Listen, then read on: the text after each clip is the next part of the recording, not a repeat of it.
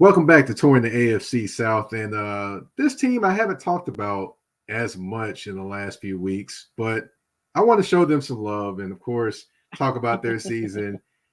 And I couldn't find, I couldn't think of anyone better to talk about them than someone that is very synonymous with Houston, someone that everyone knows in Houston. Like, you have cheers, everyone knows your name. No, everyone knows her name in Houston. The host of Chalk Talk and the Houston aficionado. I'm going to say it, aficionado. Kim Y. Davis. What's going on? Hey there, it's good to see you, Mike. As always, thanks for having me on your show. Yes. Anytime, anytime. Now, of course, you're getting ready for the Houston Astros and the World Series. And of course, Dusty Baker, I'm rooting for Dusty Baker to go and get that World Series title. Yes. Definitely is going to be fun to see that. I hope, hopefully in about a week and a half or so, we'll get to see that. But of course, we do got to talk about the football team there. That is the Houston Texans. Now, things haven't necessarily gone the way they probably would have liked. One win to start this year, been in some tight games, but just one win so far this year. So, what's kind of the feeling around the team this far into the season? So there's a couple ways to answer that, right? I think the fans are like, because they were excited, and that's what fans do. You're glad that your fan base kind of gets excited about the season. But the truth is, Mike, and I think we probably talked about it, this Houston Texans team is devoid of a whole lot of talent, right? They've got some holes. And everybody knew that there was a hole at quarterback or a quarterback deficit. And so I know we'll talk about Davis Mills a little bit later, but it's not just that position. And so the first few weeks of the season, they tied with the Colts to open the season. That was a game that was winnable. They've had a few games, probably all except for the game they lost to the Raiders this past week. You were like, oh, they could have won that game. They could have won those games. They did beat the Jacksonville Jaguars in Jacksonville. That's the only one of the season. But the other games, they were there. And so people like, it's because the coach wasn't, Lovie's defense is too conservative and Pep's offense is not really helping Davis Mills. So I've not really agreed with all of those things. But this past weekend, when they went to Las Vegas and lost to the Raiders, people were like, okay, the Raiders, although their record doesn't really indicate it, the Raiders have a much better football team, right? They're just more talented. And it's interesting because defensively, while people criticize Lovey because he's also the defensive coordinator, um, I I don't really have a big problem with him calling the defense. To me, it's not the same as a head coach calling an offense as well, but they are devoid of talent. Their linebackers are just not very good. The front seven has been the problem. The rookies on the back end and a couple of veterans in the secondary have really been the crux of this defense. And that's a problem. They're going to have to be a lot better defensively to win some football games. And they're getting better in places offensively. You've seen some things they're doing. But to get back to your question, what's the feeling? I think the coaches are a little disappointed with some of what they've seen. But I think the organization, the football people, they know what they have. And while they say, they're not finishing, which is true, about them finishing and doing better. And of course they want to win more games, but they know who they have and they're just not that good. Yeah, yeah, I hear you I mean, there. That was definitely one thing that I thought about before the season, with the team and the mhm, talent and not having quite as much talent as people may thought they did. right, So right. yeah, That's what happens with fans, right? Um, hmm Fans do what fans do. And so I don't know how you see this roster and 3 or 4 weeks into the season, you're whining about the coach, right, right? yeah, That's just the problem. I mean, it's just you're not really being realistic, right? You're not being realistic. And Lovey, everybody knows he runs Tampa too, right? I'm not a fan of a prevent defense, But some of what they do in Tampa too, when you don't have a lot of talent, right? And so the goal is to keep people in front of you. So that's why they play, to me, that's why they play more zone. They don't play all zone. They do have some man coverage. It's not just the same thing every down. They do mix it up, but their base defense is Tampa 2. But I don't think Tampa 2 today is exactly what it was 8 years ago, right? Tampa 2 is Mm-hmm. the base of it is what it is, but there's no way that you can be a coach and not make some adjustments.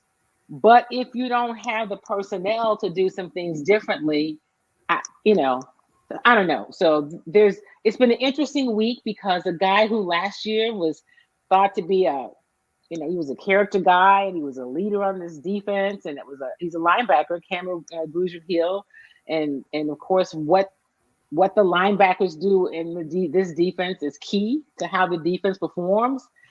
And so this year he hasn't looked great, and now he's leaving. Right? There's this I Mm-hmm. guess went in and asked to be traded.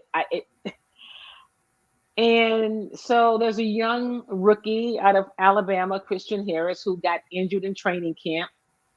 And so he saw his first game action last week. He was activated from injury reserve, and he practiced the last 2 weeks probably. And he was active for Sunday's game, and he played. And although they targeted him a lot, which if I'm the Raiders, I do. He's a rookie. It's his first NFL game action. He hasn't played in a while, but still, what you saw from him was okay. Here's his first time out. There's something there's some optimism about it, and Mm-hmm. so you've got a veteran linebacker who I don't know if he saw the game, but he kind of just walked by one play and like okay, yeah, and I don't know. I hate to say guys quit, but when you just feel like okay, well, I'm not going to be. My time's going to be cut. I want to go somewhere else. Mm-hmm. That's to me, that's a little problematic because you're not Gotcha. really performing to the level that you're expected to perform. But Yeah. yeah, Yeah. It. Oh boy. Oh boy. Now, of course, right. I do want to talk about.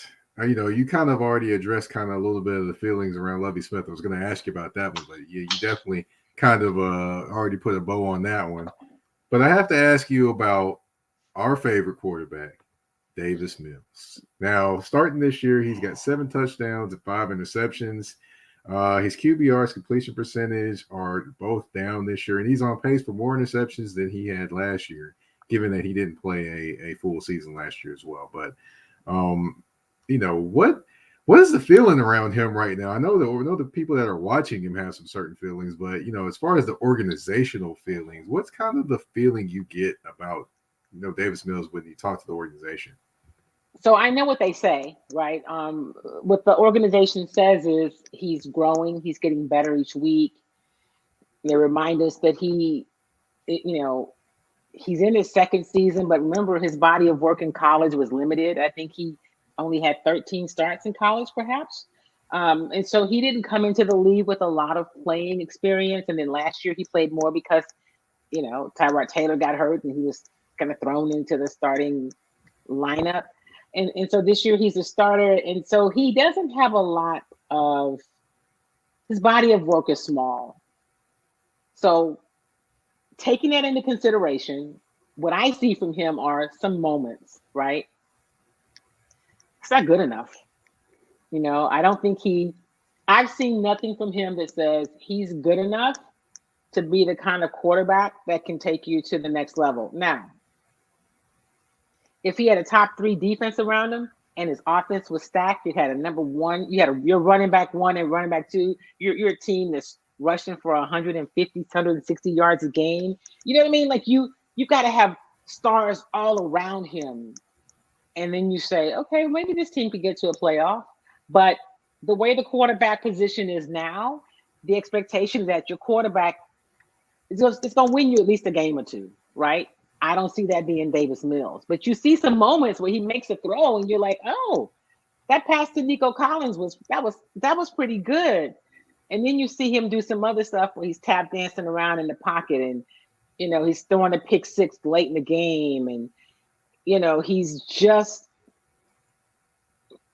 Maybe he continues to get better. I don't know. But here's what I do know, Mike. When I saw him in training camp, one of the things I said then, and we still see it now, and it wasn't just me saying it, was a common observation. Beyond 12 or 15 yards, his ball tends to sail. Like he's not terribly accurate. And when he throws long, it kind of sails and goes high, which is why Nico Collins has been a good target for him because he's taller. He can go up and get it. And he's made it a point to win the 50-50 ball. I mean, he's worked on that. So Davis Mills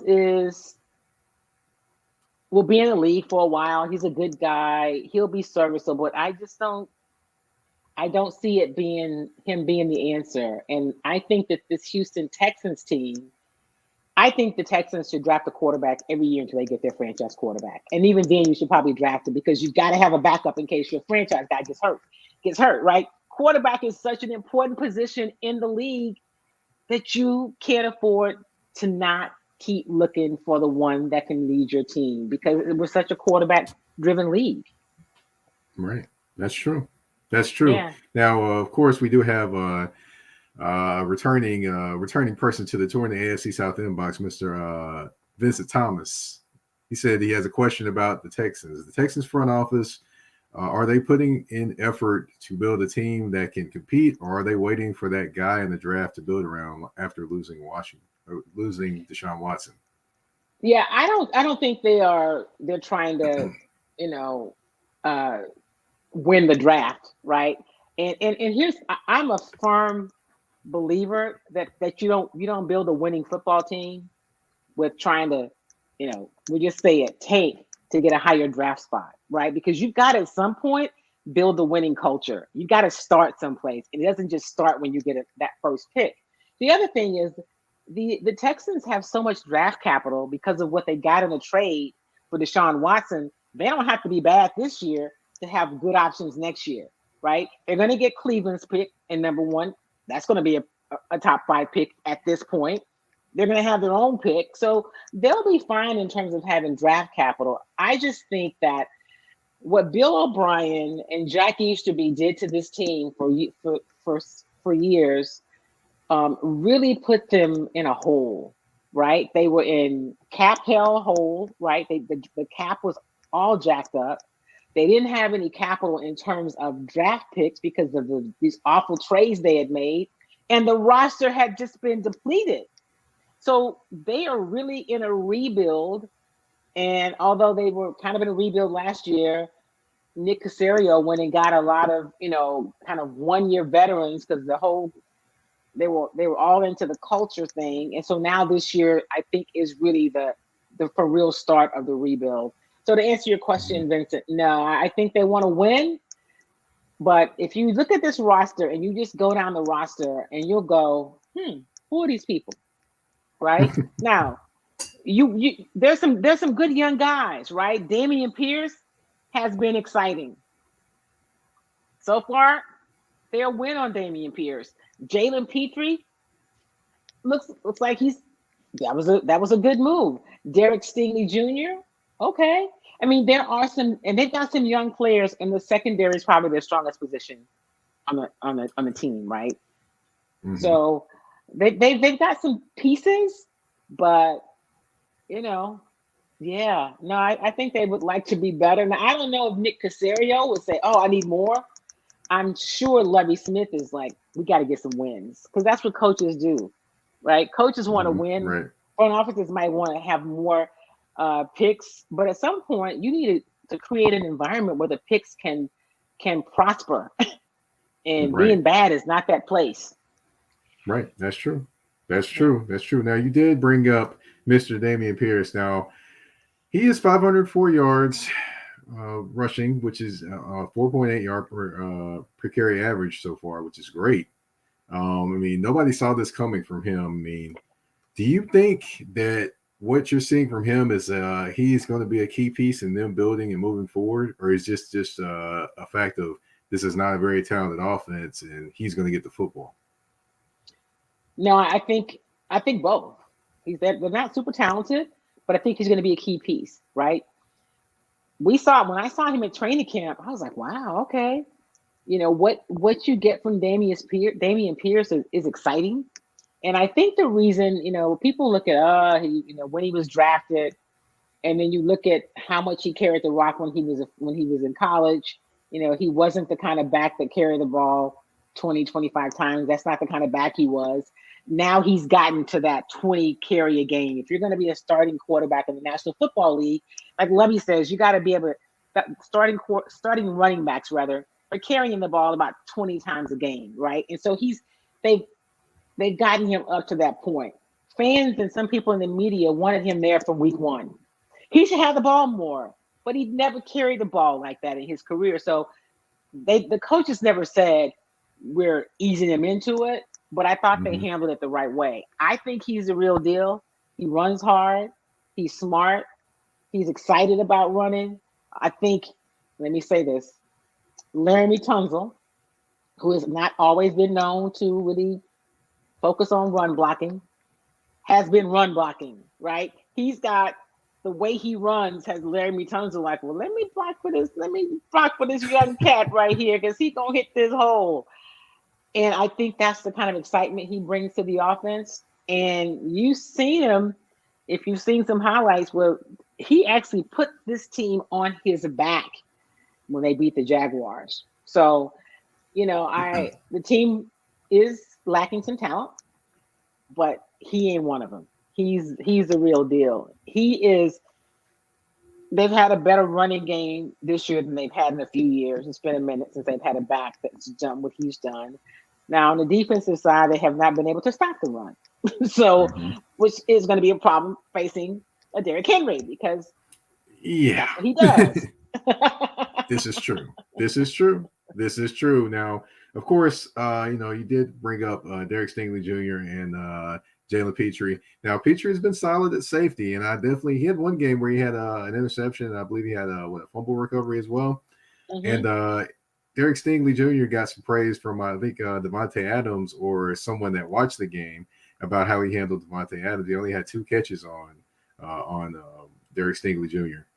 against the Las Vegas Raiders, which I think is very good and shows the ability that he has. Now, I know they're rookies, but do you see these two as a Pro Bowl connection for Houston down the line? Down the line, absolutely, I do. Derek Stingley Jr., of course, came in slowly in camp because he had been injured, and so they wanted to bring him along slowly. And I like the fact that he doesn't back down. Like, you put your best receiver on him, or he's going up against the best. You get him one time. He knows they're picking on him. He still stays in there and fights. That's a great sign, right, for a corner, and especially for a rookie corner. So I like that. And you talked about Petrie. I like what we see from them. So at some point, I think that's the case. And they've got the veteran on the other side of Stingley, Steve Nelson. He's been a big benefit for this team. The secondary has just been really the best position. They by far have the most depth, and so the young guys are exciting. You got Desmond King when they go to the nickel package. I mean, so they've got some guys who far too many tackles in the secondary. That's because your front seven not stopping anybody. Okay. Yeah. And I will tell you, Derek Stingley Jr. was on Devontae Adams, but then also they would put him out on Christian Harris, the young linebacker, because in this defense, the linebackers have some responsibility, right? And with some of those passes. So anyway, I do like them. I think you're right. They could be they're ways away from that, but down the road, absolutely.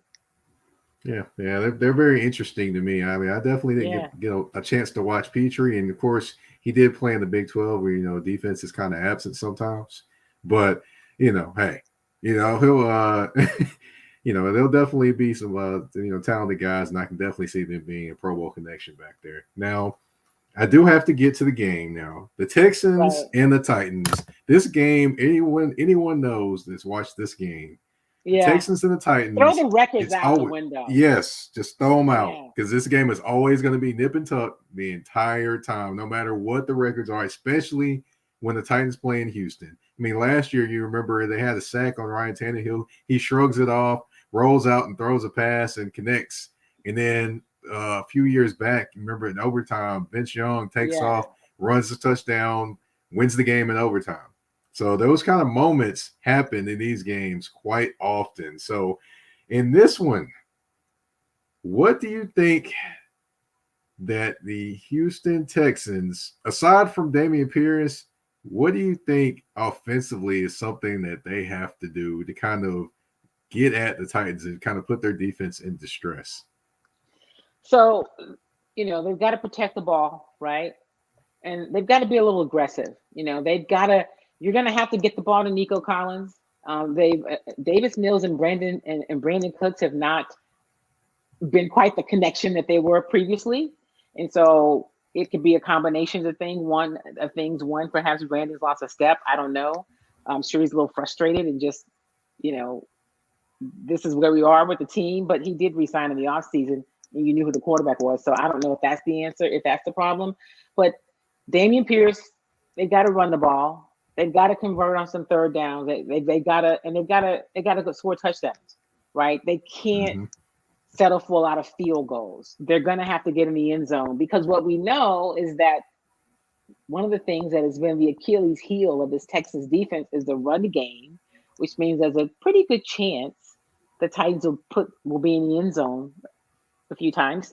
And so they're going to have to be able to put some points on the board, because they're not going to stop Derrick Henry, but they need to slow him down if at all possible. Well, I hear you there. Now, one thing that will slow down is the scoring in the second half. The Tennessee Titans, they are the worst team in the NFL scoring after halftime. I mean, 2 games they won in their 4-game winning streak they have not scored after halftime. 24 points at the half, not scored after. So their 4-game win streak, while it may sound good, it's not necessarily aesthetically pleasing, I should say.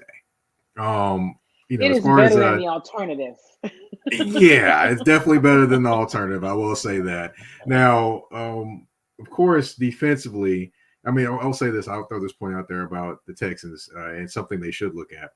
The Titans have actually given up a lot in terms of big plays in the passing game. So that might be something that Nico Collins and that Brandon Cooks and Pep Hamilton might be looking at.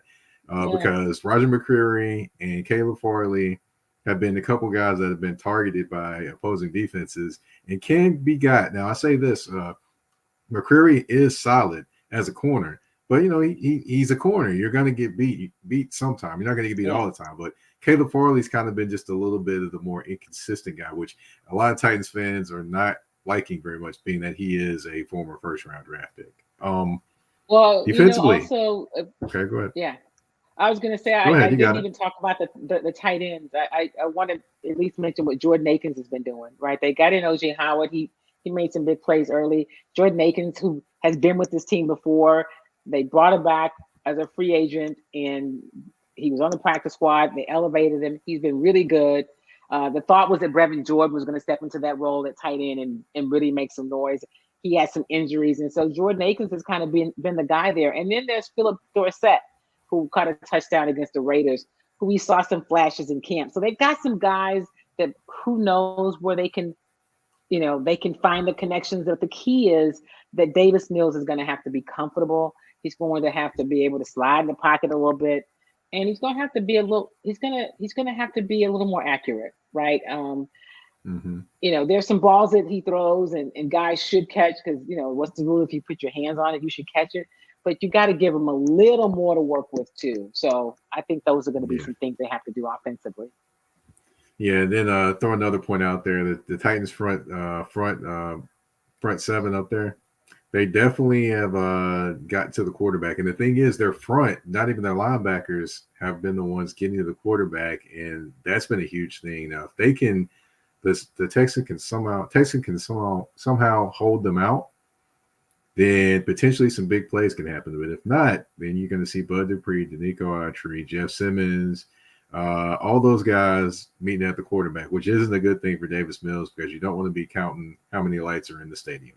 But defensively, Defensively, we're going to say, of course, stopping the run is going to be huge for the Texans. I expect them to commit a lot of people to stopping the run and make Ryan Tannehill throw the football to the weapons. The Robert Woods is they just picked up Chris Conley, by the way, who used to be in Houston. Oh, that's right. He used to be in Houston, right? And they let's see, those guys are going to. I liked him a lot, Austin Hooper.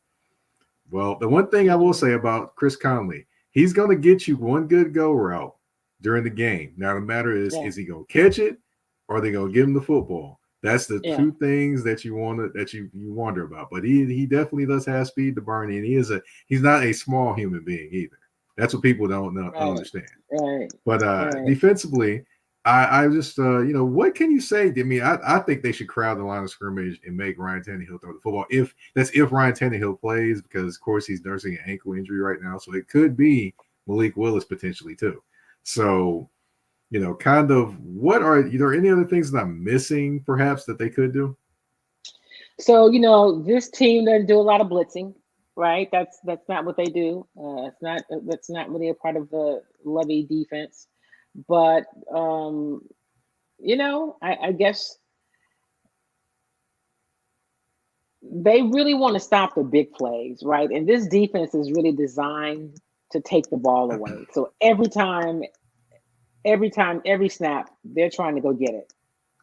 That's how they approach defense. That's Lovie's way. That's how he was a defensive coordinator. The guys that are still here know that. His current guys know that and he didn't call them turnovers. He likes to go get takeaways. He wants you to take it away. And so that's going to be their approach. They'll put some pressure on Tannehill, but I mean, they don't have great pass rushers. That's not what they have. So, which is maybe another reason that you don't really see any blitzes from them, right? So it's funny because some of the things that people complain about Lovie's defense, I think people forget about. You've got to have the personnel to do some of the things that you're talking about. I see Vincent asked the question about, will they be patient with the coach, the front office, and fans? So I'm going to put them in two categories because fans get impatient all the time, right? And I always tell people, I do spend some time on Twitter, but Twitter's not really the real world because you could get all thrown off on Twitter, right? You have people on Twitter in Houston talking about running off Dusty Baker. And what did he do? He won 106 games, right? He's just been winning since he's been here and single-handedly restored, the reputation as much as could be for the Houston Astros. And so these same Twitter people are talking about Lovie being one and done. It's ridiculous. Like, did they get some influx of talent that I missed? Did I sleep through it? So I don't think, Vincent, that Lovie's one and done. I don't think this Houston Texans team, in particular the general manager, Nick Caserio, wants another year of, the coach I hired, I'm going to get rid of after a year. I just don't think so. And so I think you give him, and I don't think Cal McNair wants that either. They've had so much upheaval and their image has taken a hit with fans in recent years. I mean, even previous seasons when they didn't do great, their record. I remember covering them in the 2-14 season, and people still came to the games, right? They're having to rebuild because they allowed Bill O'Brien to just destroy everything. So I think for that reason alone, they know they can't afford to start over again next year and try to sell you on, we figured it out. They can't do that for the fan base. And it wouldn't make really good sense. So I think that he'll get a little bit of time. I don't know what that is. I would say at least another season, maybe more than that. So next year, the draft and free agency will be really important in terms of what kind of jump this team can take. Definitely. And it's going to be interesting just to see, if players want to come there as well. That'll be another thing to watch. But, of course, we have entered the last part of the show. We've got the questions out of the way. We've got the matchup out of the way. But there's always a game. We got 5 questions, 2 answers, and 1 choice. Are you ready? Okay, yes.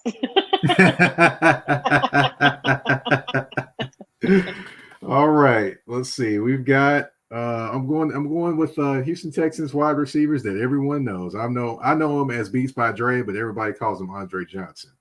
Andre Johnson or Hopkins or D Hop. Which one would you take if you need one wide receiver? Wow, that's really tough. Yeah, definitely. So I aim to I'm gonna make it go. tough. I'm gonna go with Andre Johnson, just because he's so solid on and off the field, and you're not gonna have a problem with you're not gonna have a problem with him. It's a tough choice, but I'm gonna go with Dre.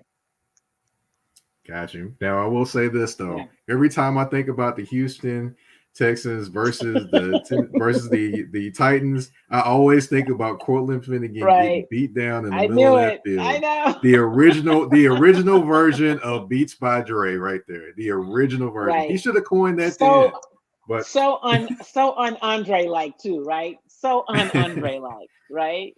he didn't even say anything when he did it too. That's why I was like, wow, he must have Oh really yeah, made he's him not gonna mad. say nothing. It was. I mean, we remembered it. It was wild. It was funny, and that's what came to my mind when you mentioned Andre Johnson. But yeah, I'm gonna go with Drake. All right. Let's see. Now, of course, we're going to talk about Damian Pierce. Over or under 1,200 yards rushing this year. He's at 504 now through what, seven games? Yeah. 7 games. Yeah, and they play 17 total. Mm-hmm. Um, I'm gonna go. Yeah, I'm gonna go under.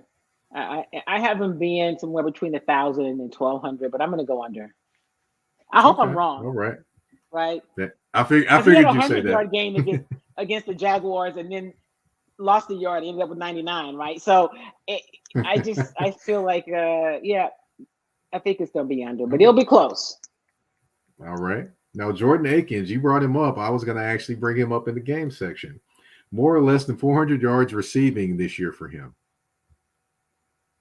I'm gonna go with more. I'm gonna go with more. Okay. It needed to be more. They needed to be more because they've got to have somebody else, to help carry the load in terms of receptions. And the tight end could be, really a factor in this offense, just because of, like I said, some of the other deficits. The tight end is really a position that they need to rely on, and so he could be that guy.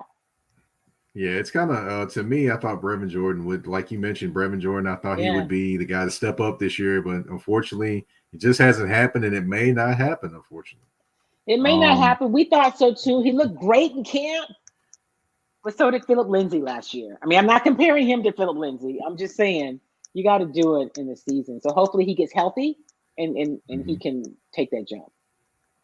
Well, we'll definitely see. I hope so. But as far as wins, I know this is a game section, but hey, we had to get you a draw on this one. 5 or more wins, over or under For the for Texans, this thing. Yes, 5 or more. I think they could pull 5 Wow. wins out. I think they can pull 5 out. Yeah, I think they can pull. I'm going to go over.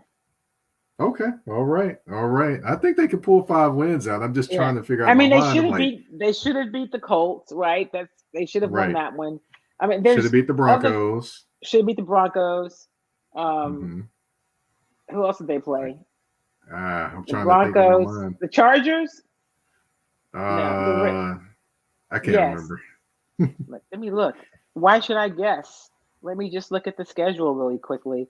The first 3 weeks of the season, those are so the Colts, the Broncos, the Bears. All three of those should have been wins. The Chargers, they were right there with it. Of course, they beat the Jaguars, the Raiders. The Raiders won that game, and next up is the Titans. So yeah, but look at the schedule coming up.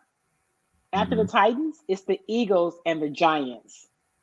Ooh. And then it's the Commanders and the Dolphins and the Browns. So Mm-hmm. Eagles Thursday night prime time. Jalen Hurts comes Mm-hmm. home. That's gonna be tough. The Eagles are really good. The Mm-hmm. Giants, they're really good. And the Mm-hmm. Giants game is actually in New York. Oh boy. Yeah. So I don't know, but Mm-hmm. I still we'll got see. 5 wins. I still I'm got gonna five go with wins, five. and I go with five. I, I go with five. I want to see the. I'm ready for the battle of Texas to happen. Houston versus Dallas this year. So that'll be Houston interesting. versus Dallas, right? It's going to be December 11th. I think I'll go up to that game in Dallas. Yeah, it's always fun to go to Jerry's World, right? Have you been to that I've stadium? I have not been to that stadium yet. Yeah. I have heard about it, but I have not been to that one. I have been to the one in Atlanta though. I've been to that one. Have you? Yeah, yeah. That was nice. That was nice. Well, we have reached the end of the show. I want to thank you for coming on, Miss Kim Y. Davis, and I want to give you the floor. Tell everyone what you're working on. Tell them about your show, what all you have going on. The floor is yours. Well, first of all, thanks for having me. It's always fun to talk a little AFC football with you, AFC South in particular. And so I'm always glad to be here. My show airs live every Tuesday on all of digital platforms: Facebook, YouTube, LinkedIn, Twitter. And then it becomes a podcast on all the podcast platforms. So you can find it there. If you follow me on Twitter at Kim Y. Davis, or if you follow me on Instagram at Kim Y. Davis Media, I'm always posting stuff throughout the week, interviews, notes, especially at, I'm covering all the pro sports in Houston. So I'll be covering the World Series this weekend. So you can follow me if you want World Series updates, pregame content, and all that kind of good stuff. And the other side of my business, I consult. So I do media coaching and training. So if you're looking at, okay, I'm trying to figure out, maybe I want to do a show, how to do it, or how can I be better at this communication piece? You can inbox me or hit me up, and we can chat about it. But yeah, follow me and follow the show. And I look forward to interacting with you here and on my platform. And go Astros. More importantly, go Dusty, right? I can't do Go Astros when I'm covering them, but I can say it here, and more importantly, really go Dusty, right? Right. Do it for Dusty. There we go. There we go. Thank you all for tuning in. Thank you for coming on again, Ms. Kim Y. Davis on Touring the AFC South. I'm your host, Mike Patton. We're out.